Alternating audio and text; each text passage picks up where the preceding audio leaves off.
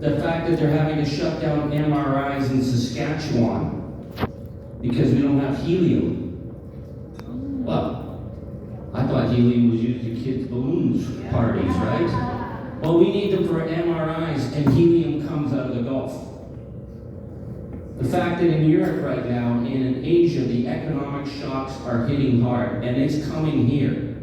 We've been a little bit protected, but even if that criminal in the White House backs down, which he's going to back down when he tacos, the shocks are coming. And it's going to be hitting ordinary working people, because do you think the oligarchs give a damn about the price of gas?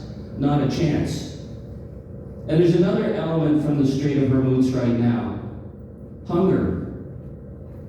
We don't tend to talk about how global fertilizer for agriculture comes out of the Gulf. And it's being held up, and already in Africa, in Sri Lanka, South America, they're starting to feel it. And they say food prices could go up 15 to 20%. That's going to hurt all of us. But it's going to hurt people in the global south in a way that we couldn't even imagine. And that's what happens when you let a malignant narcissist like Donald Trump take power. And what we're going to talk about today is that this has nothing to do with Donald being Donald. We're going to put that aside. It has nothing to do with, well, hey, the midterms are coming. It's all going to go back to normal. There is no normal to go back to. Because what we're dealing with is a form of gangster fascism. I use those words very carefully. I'm not blowing smoke here. But when you understand how the gangster fascists put this in place, you realize that it's not Donald. It's a system that they built for 40 years. And they built it on the backs of working class people. And once you understand how it all went down in the United States, you see where the threats are in Canada, because right now Canada is holding the line. Canada is a symbol to the world right now. So I'm going to give you some more depressing news. Is that okay? Because I don't believe we can sugarcoat it, because I can't tell you anything that you don't already know. You know how bad it is. Kuzma's coming up next. And how do you start off your negotiations with Canada? You tell them they suck. You say how nasty we are. I've never heard Donald Trump say Vladimir Putin's nasty. But Canadians, we're the nastiest people he's ever dealt with. Fucking right. And we're going to talk about the threats that they're making. They're saying we now have to pay to play. That we're going to have to give up before they'll even talk to us. They're coming for us. They're coming for us because they cannot tolerate a democratic nation on their border. They cannot tolerate a country that believes that diversity and equity and inclusion don't make us weak, it makes us strong. And we will defend our values. J.D. Vance fell off the couch when he heard that in Canada, we don't really care what your pronoun is. We just want to know what team you support, right? Yeah. So how did we get here? I want to read to you a quote from Paul Mason. Oh my God, I don't have to show that. I need glasses. My Shoppers Drug Mart glasses.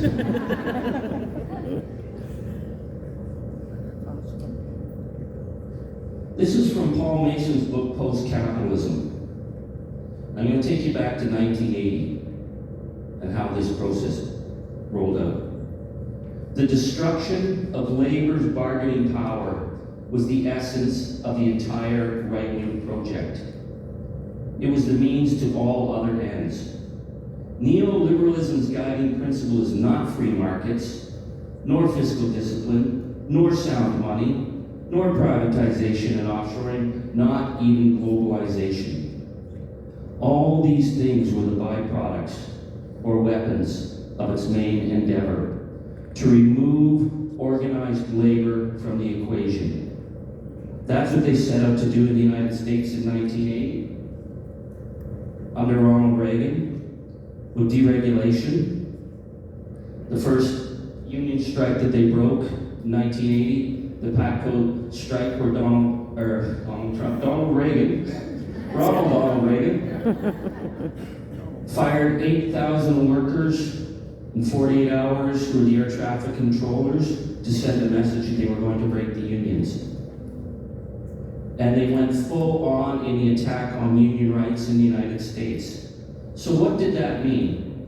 You take the years 1946 to 1980, they were the greatest economic growth in world history. But that economic growth was enjoyed by the vast majority of people in North America. I'm old enough to remember in high school that all my friends, they mostly had a single parent income. They had the weekend. They had holidays. In fact, a lot of our friends' families had cottages, and all their kids could go to university. That was a possibility. That was the world in 1980, and they decided that that wasn't working for us anymore. We're going to start to break the unions, and we're going to start to offshore the jobs, and we're going to start to make things more and more and more precarious. That was the project. And how it was done was getting unions in what was the worst economic crisis since the Depression to believe that they had to make concessions. You know, if we don't give up a bit on our health care, if we don't give a bit up on our pensions, they're going to shut the plant. And they were enormously successful. And they came for Canada in 1980. And we need to know our history, folks, because when you know your history, you know how strong we are. Canada was a branch plant of the United States. When the United States coughed, Canada got the flu. And they started to target our operations and our plants, saying they were going to shut the plants and move them if we didn't start giving concessions. And in 1980, there was a automaker's supply parts plant called Hudai Industries in Oshawa, Ontario. And Hudai was based in Buffalo, it was based in Oshawa, and for decades it served the big three. And people had good jobs there. And Hudai was such a good company, the Trudeau government gave them money to invest. And that was the beginning of the rise of the gangster capitalists, and Donald Trump was in that rise of the gangster capitalists. And they took over Hudai Industries and decided, to hell with this, we'll take that Canadian money that we're supposed to invest, we'll shut the plant, we'll strip it of parts, and we'll move everything down to one of those right-to-work states in the South. To hell with you, Canada. And people were afraid because this was happening all the time. Until August 1980, the workers walked into that Hudai plant and they locked the gates. And they put up a sign that said, day one until hell freezes over. And nobody noticed at first. These guys were in the plant, and they said nothing comes out till we get our severance. Nothing comes out till we get our pensions. They knew they were losing their jobs, but they were not going to let anything out. And then it dawned on GM and Chrysler and the Ontario government that those parts didn't come out of those plants. The assembly lines were going to start shutting down. And then once you shut down an assembly line of the big three, you are causing maximum havoc. So they started calling on the auto workers to say, you guys got to open those plant gates. And workers from across the 401 went to Hudai and blocked the plant gates, knowing that their own jobs were on the line, but they were saying, we will not give up anything. And finally, we had a progressive conservative government then. I don't know if you remember what a progressive conservative government was, or is. They built the Science Center for people. That progressive conservative government built Ontario Place. What's this present government want to do? I don't know, Ferrisville, a strip joint or something? So the Bill Davis government realized, we've got to deal with this. And they changed the law of Ontario so that if you lose your job now, you are entitled to severance. You are entitled to be paid out. That's what the Hudai workers want. And the reason the Hudai story is important, because at the time we were facing thousands and thousands and thousands of job losses. And Bob White, who was the head of the auto workers, made an announcement. No concessions. No concessions, no compromise. And people said, this is insane. They're going to just start shutting your plants. And I talked to some of those old timers at the auto workers, and they said, yeah, we knew plants were going to shut. We knew we were going to lose a lot of jobs. But if we started making concessions, we were going to lose everything. So they took on Chrysler. They took on General Motors. When the United States union movement was bending and folding and making concessions, the Canadian auto workers said, we will not move this line. We give no concessions. That's the message, folks, that we need to understand right now as Donald Trump is coming and threatening us. We give concessions now, we lose. What happened in the United States was the destruction of the union movement. Yeah, there's still unions. The amount of unionized workers in the United States now is less than it was in the days of the robber baron capitalists. We got kicked in the teeth here. We took a lot of beatings, but we held. And that's the difference between us and them. So what does that have anything to do with this rise of the gangster fascists? Well, I'll tell you. They did a study by the RAND Corporation. Now, the RAND Corporation, they aren't one of your left-wing pinko think tanks. They work for the American military. And in 2020, the RAND Corporation did a study of the rising level of political extremism in the United States. And they found it came down to how workers were robbed consistently for the last 40 years. I'll give you some of the statistics of what happened when the union movement broke in the United States. The RAND Corporation found that a working class black American was making $26,000 a year less than he would have been paid if we had held the line in 1980. And that a college-educated worker was earning $48,000 to $63,000 less a year in the United States than they would have earned. That was from the RAND Corporation.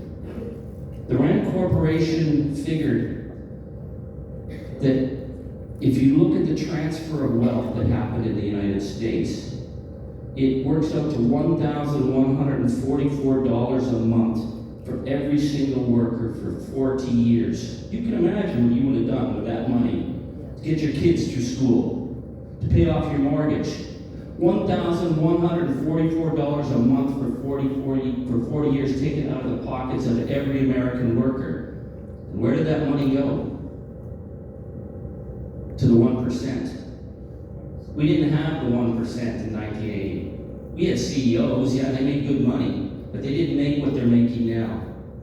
The RAND Corporation said it was a theft of workers' wages to the tune of $50 trillion.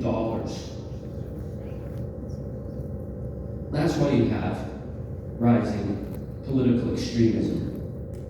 When people don't have the kind of income that secures proper housing, when you don't have health care, when you don't have good pensions that you can retire on, and you're 70 years old and working 3 jobs because your wife's sick, that creates extremism, and that created the oligarchs. And the oligarchs don't believe they're getting enough. They want more. That's why we're in this moment. Donald Trump is the manifestation of that 40 years of breaking the power of the American working class and letting the oligarchs rule. That's how we got fascism. So how do we take that back? Well, you know, things aren't perfect here in Canada. We got a hell of a lot of problems. In all of our communities, or our downtowns, the homeless levels and the opioid crisis. And we don't have proper supports for family members who fall through the cracks. Because what? We have to pay for a private jet? Like, in what world is that anybody's priority? You know, when Doug Ford says, don't worry, vote for me and I'm going to give you a buck of beer.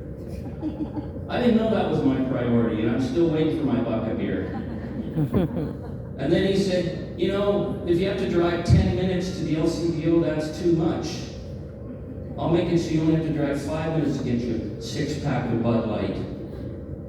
I didn't know that was my priority either, Doug. My priority is that my kid gets sick and I live in a small town and I go to the emergency ward on a Saturday night. I want a doctor there. That's what I want.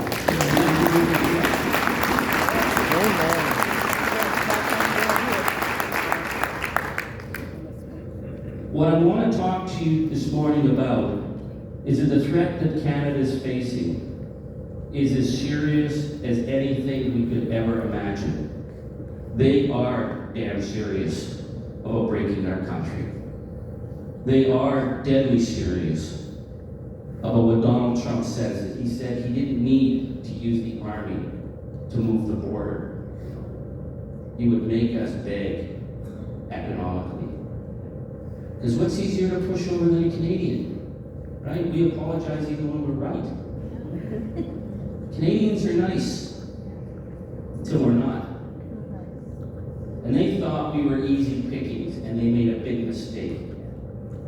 Because one thing about Canadians is, yeah, we don't brag, we don't boast, we're not that kind of people. But man, we come from a long line of people who knew how to fight fascists, right? Before Canada was even in the Second World War, they were lining up to go fight to stop the fascists. That's our uncles, that's our grandfathers, that's our great uncles. We have the Juno Beach gene in us. That we went to Europe and we lost so many young people. We were just a country of 11 million people. We left people every 15 minutes up the road from Normandy all the way to the Netherlands. And we did that so other people would be free. That's who we are. So when they started pushing us around, thinking that they could break us, nobody expected how Canadians would respond.